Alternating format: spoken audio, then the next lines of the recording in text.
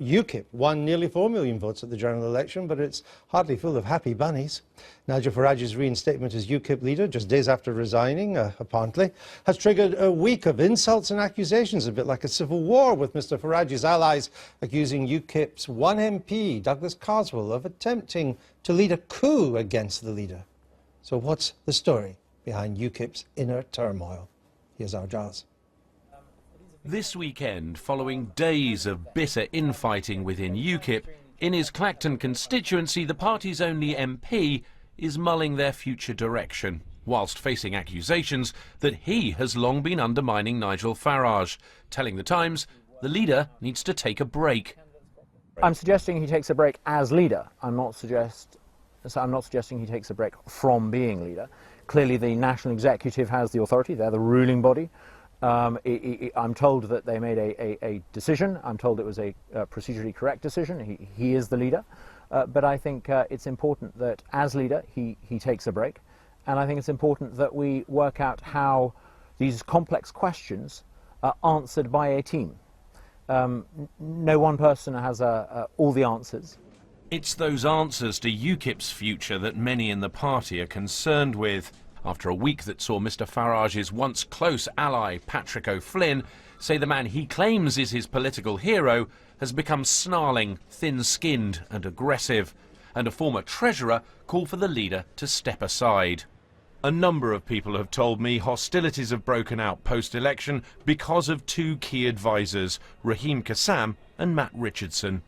These two formed what they described as the leader's body armour going into this election campaign. They did their job. They gave the leader advice. But alarm bells have been ringing for many others I've spoken to in the party who found their manner unhelpful, felt left out of influence they used to have with Mr Farage, and put squarely on the shoulders of these two a change in tone in Mr Farage's rhetoric that they say was potentially negative and unduly aggressive, particularly on immigration. Raheem Kassam, seen here on the left of screen, no longer works for UKIP. But he's clear the rows aren't about him, but about power.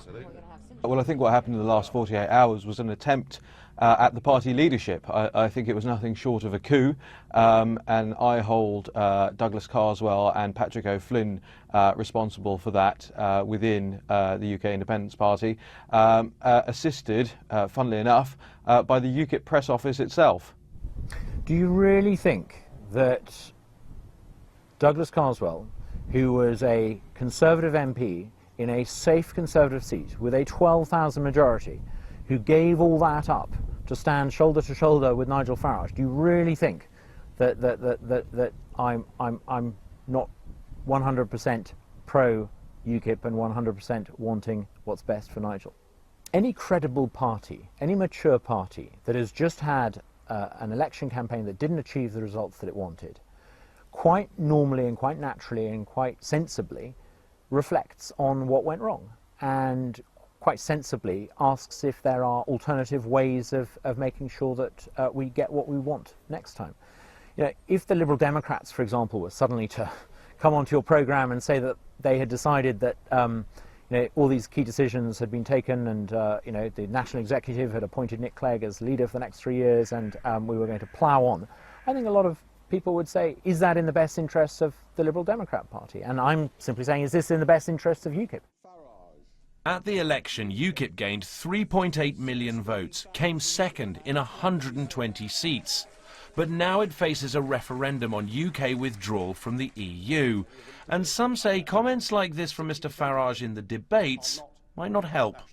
You can come into Britain from anywhere in the world and get diagnosed with HIV and get the retroviral drugs that cost up to £25,000 per year per patient. I know there are some horrible things happening in many parts of the world, but what we need to do is to put the National Health Service there for British people and families who in many cases have paid into this system for decades. I think there are an enormous number of people 6 months ago, after the Rochester by-election, enormous number of people across the country who were prepared to take a serious look at UKIP. Perhaps some of the more strident language that we used meant that some of those people were less inclined to vote UKIP when the general election came along. Now, rather than blaming this all on the media, I think sometimes what we need to do is to say, did we handle our messaging as best we could? You know, we need to be careful that we don't end up actually preventing from happening the very thing that we're supposed to be about. We're about getting this country outside the European Union. And we need to be very careful that we don't get distracted by all the offers of short money, all the offers of being on telly, all the offers of this and that. We don't get distracted by all those arguments and find ourselves in a situation where our actions are making it harder for us to achieve the majority support for British withdrawal from the European Union. The party leader and his MP are united in both wanting victory in that referendum. Well spotted, Douglas. Well spotted. Getting there together might mean taking a break to avoid making a break. Joining me now, Roger Helmer, the leader of the UKIP delegation of MEPs in Brussels. Welcome to the programme. Thank you. Suzanne Evans said this morning on the BBC that all they want Nigel to do, Nigel Farage, is to take a break. 2 weeks would do, a 2-week holiday. Are you seriously trying to maintain that this whole row is about whether or not Nigel Farage should have a 2-week holiday? What row? I mean, I think it's extraordinary the way the media have built up really some minor issues. We had some office politics in the London office. We have a couple of staffers who've gone. Do you want me to remind you what your campaign manager said about Nigel Farage? I know what Patrick O'Flynn said. So what was that going to do with the media? I know what Patrick O'Flynn said. Well, he said it in the Times, and I think the Times is probably the media. The Times made him do it. Is that you lying? No, not at all. I agree that Patrick O'Flynn made some very unhelpful comments. He seems to have been rowing back a bit from them recently. But we have an issue, as I say, with a couple of staffers who've gone and one MEP who made some unhelpful comments. I read the paper today and I see the Labour Party is ripping itself apart. I simply do not see that within UKIP. Well, Mr Farage himself said he would not be credible for him to lead the party if he failed to win his seat. He failed to win the seat and he's still leader. Well, he promised to resign if he failed to win the seat. He produced his letter of resignation, and the NEC, which is elected by the party and represents the whole party, unanimously insisted that he remain. Did he actually resign? He presented his letter of resignation. Have you seen the letter? I have not, no. I wasn't at the NEC meeting where this took place. Are we sure there's a letter exists? Because I've never seen the text, have you? I haven't, no. Even in the hated media, have they not been able to reprint this letter? You've not even seen a reprint of this resignation letter?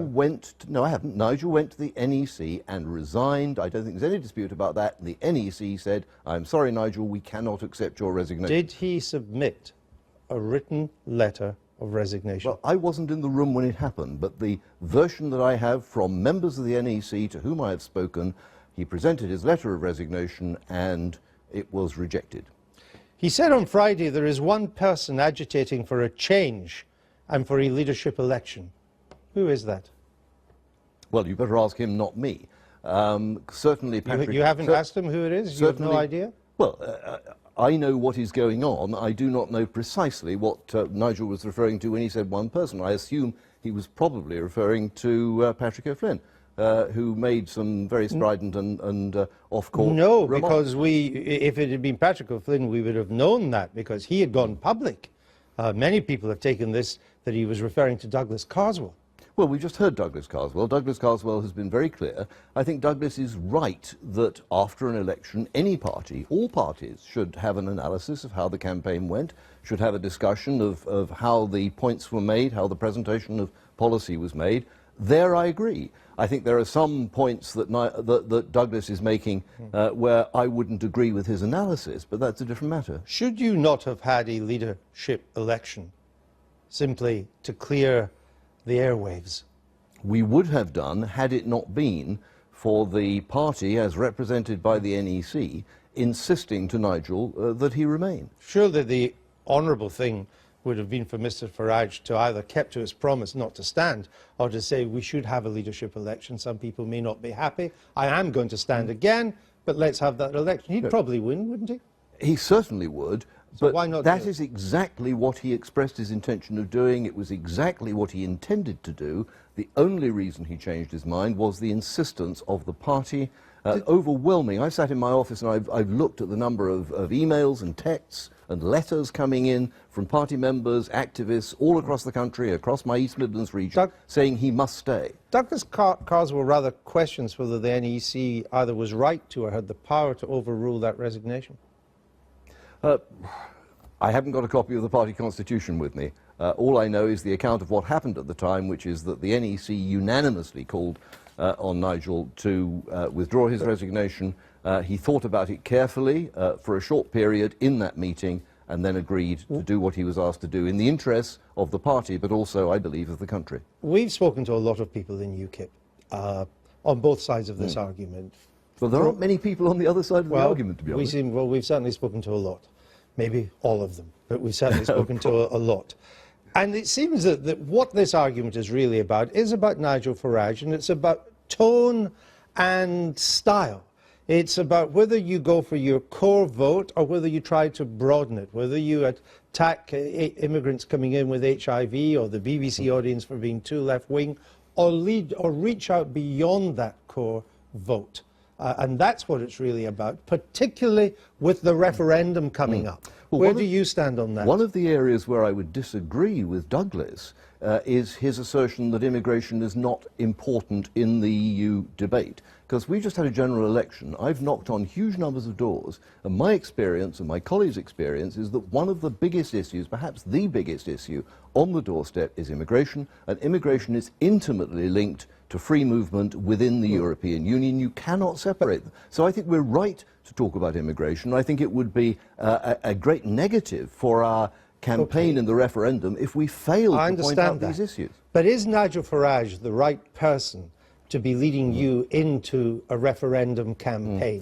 Because many Tory Eurosceptics, people who are not that different from your own point of view, and some in your own party, think that he's a negative, think that he turns people off, that you got 4 million votes, almost, that's great, but you need between 15 and 20 million to get your no vote, and he's not the man to do it. Well, if you cast your mind back a year, when Europe was the issue in the Euro election, in that election we got more votes than any other party. So I don't think you can judge this purely on the basis of a Westminster election. Now, in terms of Nigel's particular skill set, I regard him, and many, many people inside and outside the party regard him as the best communicator in British politics today. So he's the man to lead the out campaign? Well, he leads, his job is to lead UKIP, and UKIP will play a major part in the out campaign. Even if he turns people off?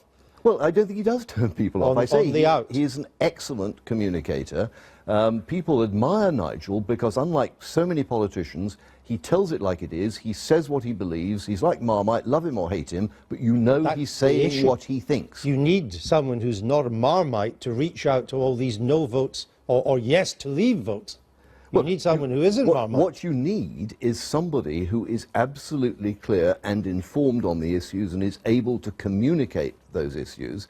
There are people who don't like his style. I don't disagree with that for a moment. But overall, he has been a fantastic leader and a very, very effective communicator. Okay. He is an asset that in this circumstance we cannot do without. Are you glad to see the back of these two Tea Party types who were so close to him? I wouldn't define them as Tea Party types, but there were two people who, I believe, contributed to making problems in terms of press briefings and so on. And yes, I think it was right that they should go. All right, Roger Helmer, thank you. My pleasure. You didn't frankly have the balls to put country before party.